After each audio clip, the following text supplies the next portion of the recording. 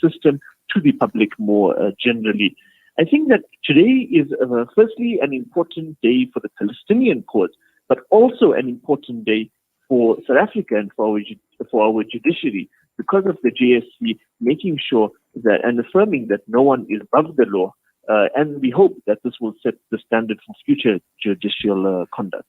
Yes. Now, obviously, I think the other key issue here is how this thing has taken a religious dimension, a biblical angle to this entire thing, because this is a justification that the Chief Justice has been using. And considering what has been happening with the Reverend Frank Chikane in the last couple of weeks as well, we could just see that this is going to another level, Muhammad. Absolutely. I think that the Chief Justice was mischievous, but also a bit naive in trying to claim and suggest that it's his freedom of expression, freedom of speech, but more specifically, it's freedom of religion that we are attacking.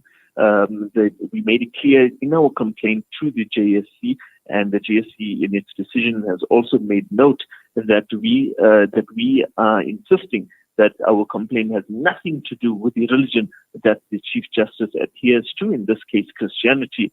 Furthermore, it would seem as if the Chief Justice is firstly in contravention of the JSC's Code of Conduct for having participated in a political controversy, but secondly, also in contravention of that code because he is using or abusing his status to pursue his own personal interests. But the third thing that he is at loggerheads with, it would seem, is with the major church bodies in our country. He claims to be representing a Christian viewpoint. However, this viewpoint is widely at odds with the kind of view that is being held by the South African Council of Churches, the United Congregational Church of Southern Africa, the Methodist Church, Anglican Church, who have all come out in our country in support of the Palestinian cause more generally, and of course of the Palestinian Christian community more specifically.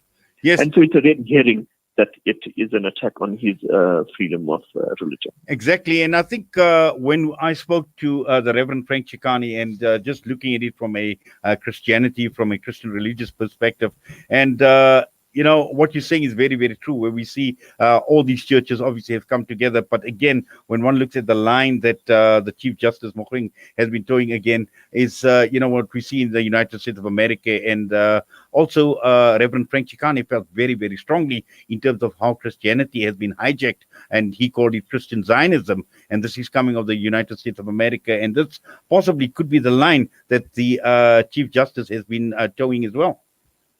I think that what the Chief Justice has inadvertently done is actually drawing attention to the Palestinian Christian community and to the fact that our churches in South Africa are so much in support of the Palestinian issue. Because subsequent to his comments, we had various church leaders coming out criticizing the Chief Justice and making it clear that he doesn't actually represent the world viewpoint or the South African viewpoint on Christianity. So I think that he didn't only shoot himself in the foot, but he also did a disservice to his own Israeli propagandist viewpoint, because in the end result, we've seen a greater support for the Palestinian issue through these utterances. But I think that for us, what is most primary and most important was that we took him on his contravention of the JSC code, and we were represented by a sterling and a stellar group of lawyers, including Advocate Sheldon McGarvey from the Western Cape, Advocate Ben Wings from Gauteng, Attorney Yasin Baum from Benoni. And this team really put together a fantastic case which found him in contravention. We also have exposed his loggerhead of with the Christian churches viewpoints in South Africa. But I think the last thing that we managed to do through this issue was also point out that he is at odds with the South African government policy. South African government has downgraded our relations with Israel. We don't have an embassy in Tel Aviv anymore. And I think and what we managed to do here is to insist that the administration or legislature cannot interfere with the judiciary. Likewise, the judiciary should not interfere with the administration's powers. In this case, the South African government, the South African administration and legislature has received its mandate from the peoples of our country saying that we must have no relations with the Israeli regime. The Chief Justice tried to subvert this here and tried to undermine this, but he's been called into order. Well, Mohammed, let's wait and see if the apology is forthcoming and he retracts his statement. But for now, Jazakallah for your time. Assalamu alaikum wa rahmatullahi wa barakatuh. Jazakallah. Assalamu alaikum wa rahmatullahi.